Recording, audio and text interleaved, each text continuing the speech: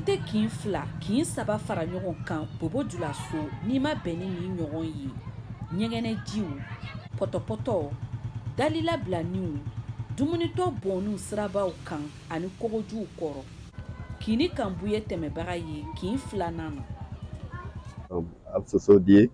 n'a kasa yɛrɛ b'a bo fana an fana tɛ se ka mɔgɔ wɛrɛ bali ko kana ɲɛgɛn kɛ yɔrɔ in na voilà.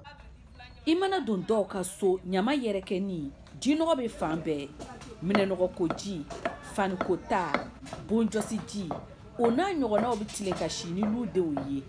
bakɔrɔ sanu bɛ bɔ lu baara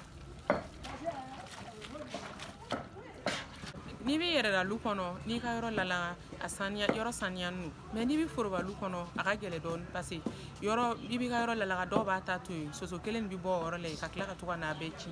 donc a ka gɛlɛ dɔɔni. Ala ni sigiɲɔgɔnya ni balimaya gasi kama dɔw bɛ je k'a bɛɛ ku i n'a fɔ kini kan bu bon voisin lo fɛ wa bɛɛ ti ɲɛgɛn ji ye ji nɔgɔ b'a la modèle bɛɛ bɛ safunɛ ji faniko ji daga a bɛɛ ɲagamu. aw ma kuma o fɛ wa bon an bɛ siran ka sigiɲɔgɔn y'a gasi kama o dɔrɔn sinon ko wɛrɛ tɛ voilà an kana bila ɲɔgɔn na an nana sigi hɛrɛ la an ka laban hɛrɛ la dɔrɔn. Samiya wagati lo salon ni tuma ni ɲɔgɔn na dengue bana ye ɲɛji jɔ burkinadenw ɲɛ na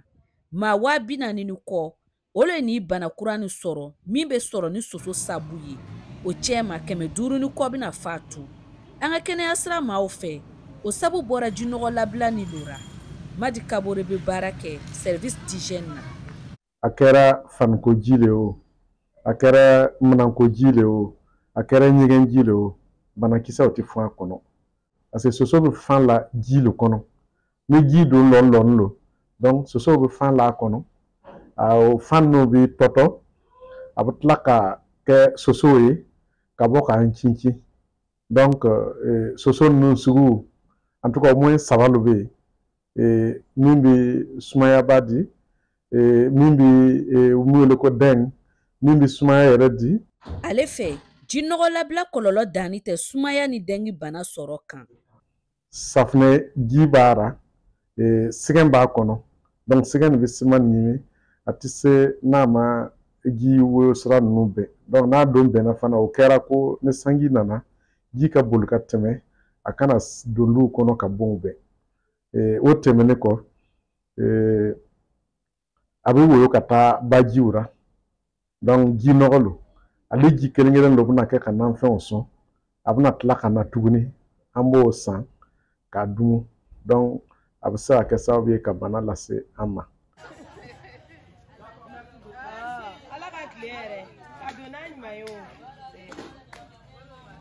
Olo kosɔn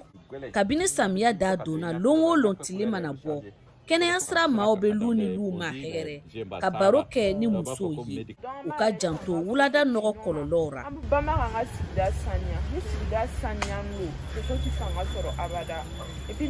Ladirikan donna Biba Sanu tulo ra. Parce que salo ale le mɔgɔ caman faga. An o ye mun fɔ a ye O kumana pali den kan kɛnɛya sira kan soso nin ka ko kan u ko an ka yɔrɔ lalaga ka ɲamanw cɛ ka jinɔgɔ bɛ dakɛn an kana to ka yɔrɔ to a ka nɔgɔ a diyara an ye kosɛbɛ parce que bana n'a bɛ tiɲɛni kɛra kojugu a diyara an ye. Nka musow ka deguw ka siya a Biba Sanu b'o fɔ an ye. Ɲamancɛla ninnu tun o tun bɛ to ka na ɲama ni cɛ o sisan o ti nana kalo la an yɛrɛ tun bɛ to k'o sara 200 sisan o ti nana tuguni donc ni ɲama nin yɛrɛ cayara tan an bɛ tila ka wari sara ka denmisɛnninw wele u bɛna cɛ. Burkina Faso ka kɛnɛya sira yiriwari n'o k'a ma direction de la promotion de la santé et de l'hygiène o ye sariya dɔ suganti kabini san 2005 ko code de l'hygiène publique min b'a yira ko jinɔgɔ bɔn dagani tɛ an ka bɔlɔnfɛlaw la. Madi Kabore bɛ ɲɛfɔli k'an ye. san 2024 a kalo 6 tɛmɛnen an ye bɔ min kɛ walasa ka se ka kɔlɔsili kɛ a bɛ bɔ 61 ale ye kɔlɔsili nin dɔrɔn ye sinon n'an ko an bɛna ladiri an bɔ ladiri ninnu jate ka fara a ka ca kojugu n'i y'a bon i kunfɛ ni kɔlɔsili sera e ma i bɛ se ka wari sara sariya bɛ boli kɔ kan donc i bɛ wari sara ka taa 1000 ka taa bila fo 10,000. Kɛnɛyaso ka ladiri laban ye min ye Gaso kelen bɛɛ ka kɛ ni dali lɔni ye i ka lu kɔnɔna na min datugu no kosɛbɛ ka jinɔgɔw kunbɛn. N tɛ sanu Bobo Dulaso VOA Banbara tɔgɔra.